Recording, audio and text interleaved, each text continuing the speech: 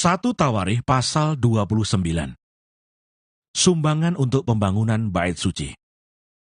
Berkatalah Raja Daud kepada segenap jemaah itu, Salomo anakku yang satu-satunya dipilih Allah, adalah masih muda dan kurang berpengalaman, sedang pekerjaan ini besar, sebab bukanlah untuk manusia bait itu, melainkan untuk Tuhan Allah.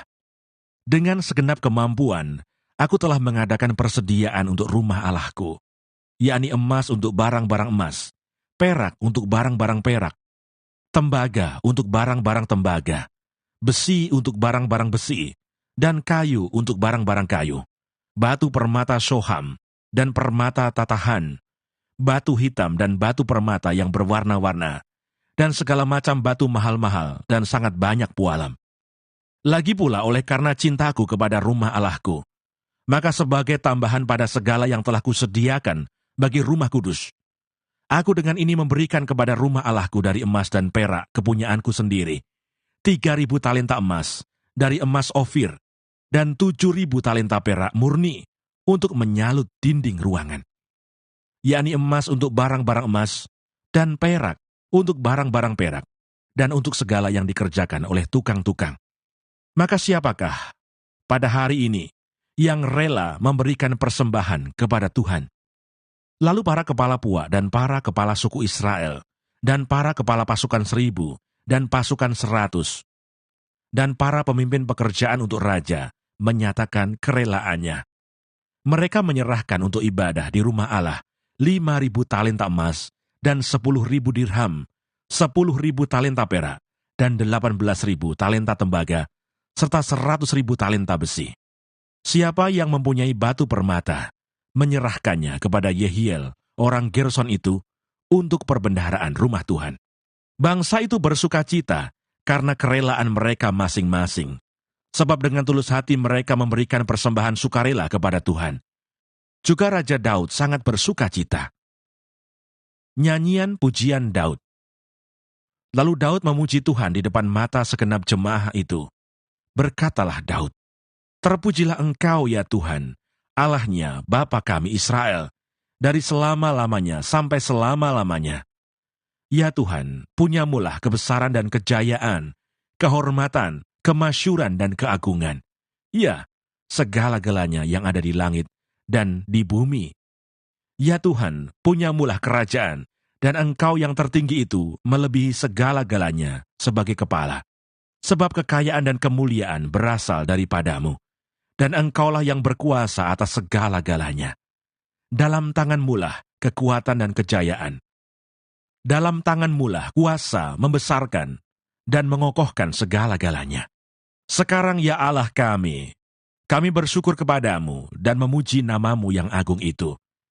Sebab siapakah aku ini dan siapakah bangsaku, sehingga kami mampu memberikan persembahan sukarela seperti ini. Sebab daripadamu-lah segala-galanya, dan dari tangan-Mu sendirilah persembahan yang kami berikan kepadamu. Sebab kami adalah orang asing di hadapan-Mu, dan orang pendatang, sama seperti semua nenek moyang kami, sebagai bayang-bayang hari-hari kami di atas bumi, dan tidak ada harapan. Ya Tuhan Allah kami, segala kelimpahan bahan-bahan yang kami sediakan ini, untuk mendirikan bagi-Mu rumah bagi nama-Mu yang kudus, adalah dari tangan-Mu sendiri, dan punyamulah segala-galanya. Aku tahu ya Allahku, bahwa Engkau adalah penguji hati dan berkenan kepada keikhlasan. Maka aku pun mempersembahkan semuanya itu dengan sukarela dan tulus ikhlas. Dan sekarang umat-Mu yang hadir di sini telah kulihat memberikan persembahan sukarela kepadamu dengan sukacita. Ya Tuhan Allah Abraham, Ishak dan Israel, bapa-bapa kami, peliharalah untuk selama-lamanya kecenderungan hati umat-Mu yang demikian ini, dan tetaplah tujukan hati mereka kepadamu. Dan kepada Salomo anakku, berikanlah hati yang tulus, sehingga ia berpegang pada segala perintah-Mu, dan peringatan-Mu, dan ketetapan-Mu, melakukan segala-galanya, dan mendirikan bait yang persiapannya telah kulakukan." Salomo menjadi raja, Daud meninggal. Kemudian berkatalah Daud kepada segenap jemaah itu, "Pujilah kiranya Tuhan Allah-Mu." Maka segenap jemaah itu memuji Tuhan, Allah nenek moyang mereka. Kemudian mereka berlutut dan sujud kepada Tuhan dan kepada raja. Keesokan harinya, mereka mempersembahkan korban sembelihan dan korban bakaran kepada Tuhan, yakni 1.000 ekor lembu, 1.000 ekor domba jantan, dan 1.000 ekor domba muda, dengan korban-korban curahannya, dan sangat banyak korban sembelihan demi seluruh Israel. Lalu mereka makan dan minum pada hari itu di hadapan Tuhan, dengan sukacita yang besar. Kemudian menyatakan untuk kedua kalinya Salomo, anak Daud, sebagai raja, dan mengurapi dia bagi Tuhan, sebagai raja, dan Sadok sebagai imam. Kemudian duduklah Salomo sebagai raja menggantikan Daud ayahnya di atas tahta yang ditetapkan Tuhan. Ia mendapat kemujuran, sehingga setiap orang Israel mendengarkan perkataannya. Lalu semua pemimpin dan pahlawan, juga semua anak Raja Daud, mengakui kekuasaan Raja Salomo. Tuhan membuat Salomo luar biasa besar di mata seluruh orang Israel, dan mengaruniakan kepadanya keagungan kerajaan, seperti tidak pernah ada pada semua raja sebelum dia yang memerintah atas Israel. Demikianlah Daud bin Isai telah memerintah atas seluruh Israel. Ia memerintah atas orang Israel selama 40 tahun. Di Hebron ia memerintah 7 tahun, dan di Yerusalem ia memerintah 33 tahun. Kemudian matilah ia pada waktu telah putih rambutnya, lanjut umurnya, penuh kekayaan dan kemuliaan. Kemudian naik rajalah Salomo anaknya menggantikan dia. Sesungguhnya riwayat Raja Daud dari awal sampai akhir tertulis dalam riwayat Samuel, pelihat itu, dan dalam riwayat Nabi Nathan, dan dalam riwayat Gad, pelihat itu, beserta segala hidupnya sebagai raja, dan kepahlawanannya, dan keadaan zaman yang dialaminya, dan dialami Israel, dan segala kerajaan di negeri-negeri lain. Kitab 2 Tawarikh. 2 Tawarikh pasal 1. Doa Salomo memohon hikmat. Salomo anak Daud menjadi kuat dalam kedudukannya sebagai raja. Tuhan Allahnya menyertai dia dan menjadikan kekuasaannya luar biasa besarnya. Salomo memberi perintah kepada seluruh Israel, kepada kepala-kepala pasukan 1.000 dan pasukan 100, kepada para hakim dan kepada semua pemimpin di seluruh Israel, yakni para kepala puak. Lalu pergilah Salomo bersama-sama dengan segenap jemaah itu ke bukit pengorbanan yang di Gibeon, sebab disitulah kemah pertemuan Allah yang dibuat Musa, hamba Tuhan itu, di padang gurun.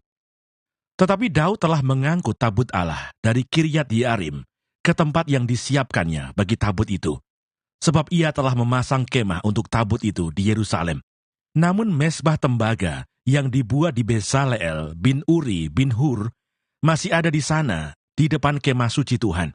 Maka kesanalah Salomo dan jemaah itu meminta petunjuk Tuhan. Salomo mempersembahkan korban di sana di hadapan Tuhan, di atas mezbah tembaga yang di depan kemah pertemuan itu. Ia mempersembahkan 1.000 korban bakaran di atasnya. Pada malam itu juga Allah menampakkan diri kepada Salomo dan berfirman kepadanya, "Mintalah apa yang hendak kuberikan kepadamu." Berkatalah Salomo kepada Allah, "Engkaulah yang telah menunjukkan kasih setiamu yang besar kepada Daud ayahku, dan telah mengangkat aku menjadi raja menggantikan dia. Maka sekarang ya Tuhan Allah, tunjukkanlah keteguhan janjimu kepada Daud, ayahku, sebab engkaulah yang telah mengangkat aku menjadi raja atas suatu bangsa yang banyaknya seperti debu tanah. Berilah sekarang kepadaku hikmat dan pengertian, supaya aku dapat keluar dan masuk sebagai pemimpin bangsa ini. Sebab siapakah yang dapat menghakimi umatmu yang besar ini?" Berfirmanlah Allah kepada Salomo, "Oleh karena itu, yang kau ingini, dan engkau tidak meminta kekayaan, harta benda, kemuliaan, atau nyawa pembencimu, dan juga tidak meminta umur panjang, tetapi sebaliknya engkau meminta kebijaksanaan dan pengertian, untuk dapat menghakimi umatku, yang atasnya aku telah merajakan engkau, maka kebijaksanaan dan pengertian itu diberikan kepadamu. Selain itu aku berikan kepadamu kekayaan, harta benda dan kemuliaan, sebagaimana belum pernah ada pada raja-raja sebelum engkau, dan tidak akan ada pada raja-raja sesudah engkau." Lalu pulanglah Salomo dari bukit pengorbanan yang di Gibeon itu, dari depan kemah pertemuan, ke Yerusalem, dan ia memerintah atas Israel. Harta kekayaan Salomo. Salomo mengumpulkan juga kereta-kereta dan orang-orang berkuda, sehingga ia mempunyai 1.400 kereta dan 12.000 orang berkuda, yang semuanya ditempatkan dalam kota-kota kereta dan dekat raja di Yerusalem. Raja membuat banyaknya emas dan perak di Yerusalem sama seperti batu, dan banyaknya pohon kayu aras sama seperti pohon ara yang tumbuh di daerah bukit. Kuda untuk Salomo didatangkan dari Misraim dan dari Kewe. Saudagar-saudagar raja membelinya dari Kewe dengan harga pasar. Sebuah kereta yang didatangkan dari Misraim berharga sampai 600 sikal perak, dan seekor kuda sampai 150 sikal. Dan begitu juga, melalui mereka dikeluarkan semuanya itu kepada semua raja orang Het dan kepada raja-raja Aram. 2 Tawarikh pasal 2. Persiapan-persiapan untuk mendirikan bait suci. Salomo memerintahkan untuk mendirikan suatu rumah bagi nama Tuhan dan suatu istana kerajaan bagi dirinya sendiri. Dan Salomo mengerahkan 70.000 kuli, 80.000 tukang pahat di pegunungan, dan 3.600 mandur untuk mengawasi mereka itu. Lalu Salomo mengutus orang kepada Huram, raja negeri Tirus dengan pesan, "Perbuatlah terhadap aku, seperti yang kau perbuat terhadap ayahku Daud, ketika engkau mengirim kayu aras kepadanya, sehingga ia dapat mendirikan baginya suatu istana untuk tinggal di situ. Ketahuilah, aku hendak mendirikan sebuah rumah bagi nama Tuhan Allahku, untuk menguduskannya bagi dia, supaya di hadapannya dibakar ukupan dari wangi-wangian, tetap diatur roti sajian, dan dipersembahkan korban bakaran pada waktu pagi, dan pada waktu petang, pada hari-hari Sabat, dan bulan-bulan baru, dan pada perayaan-perayaan yang ditetapkan Tuhan Allah kami. Sebab semuanya itu adalah kewajiban orang Israel untuk selama-lamanya. Dan rumah yang hendak kudirikan itu harus besar, sebab Allah kami lebih besar dari segala Allah. Tetapi siapa yang mampu mendirikan suatu rumah bagi dia, sedangkan langit, bahkan langit yang mengatasi segala langit pun, tidak dapat memuat dia? Dan siapakah aku ini, sehingga aku hendak mendirikan suatu rumah bagi dia, kecuali sebagai tempat untuk membakar korban di hadapannya? Maka sekarang, kirimlah kepadaku seorang yang ahli mengerjakan emas, perak, tembaga, besi, kain ungu muda, kain kirmisi, kain ungu tua, dan yang juga pandai membuat ukiran, untuk membantu para ahli yang ada padaku di Yehuda dan di Yerusalem, yang telah ditunjuk ayahku Daud. Kirim juga kepadaku kayu aras, sanobar, dan cendana dari gunung Libanon, sebab aku tahu bahwa hamba-hambamu pandai menebang pohon dari Libanon. Dalam pada itu, hamba-hambaku akan membantu hamba-hambamu untuk menyediakan bagiku sejumlah besar kayu. Sebab rumah yang hendak kudirikan itu harus besar dan mentakjubkan. Dan untuk tukang-tukang yang menebang pohon, kuberikan gandum 20.000 kor, jelai 20.000 kor, anggur 20.000 bat, dan minyak 20.000 bat, sebagai bahan makanan bagi hamba-hambamu itu. Dan Huram, raja negeri Tirus, mengirim surat balasan kepada Salomo yang berbunyi, "Karena Tuhan mengasihi umatnya, ia telah mengangkat engkau menjadi raja atas mereka." Lalu Huram melanjutkan, "Terpujilah Tuhan Allah orang Israel, yang menjadikan langit dan bumi, karena ia telah memberikan kepada Raja Daud seorang anak yang bijaksana, penuh akal budi dan pengertian, yang akan mendirikan suatu rumah bagi Tuhan dan suatu istana kerajaan bagi dirinya sendiri. Maka sekarang aku mengirim seorang ahli yang penuh pengertian, yakni Huram Abi, anak seorang perempuan dari Bani Dan, sedang ayahnya orang Tirus.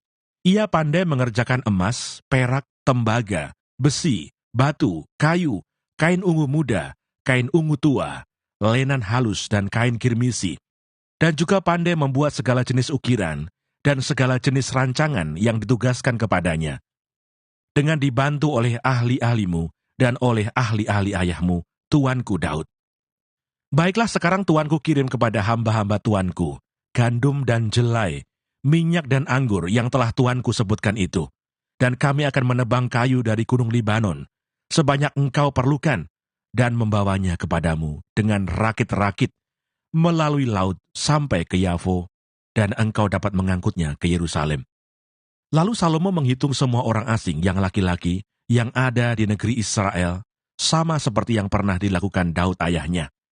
Maka terdapatlah 153.600 orang, dan dari antara mereka 70.000 orang dijadikannya kuli, 80.000 orang tukang pahat di pegunungan, dan 3.600 orang mandur yang harus menyuruh orang-orang itu bekerja.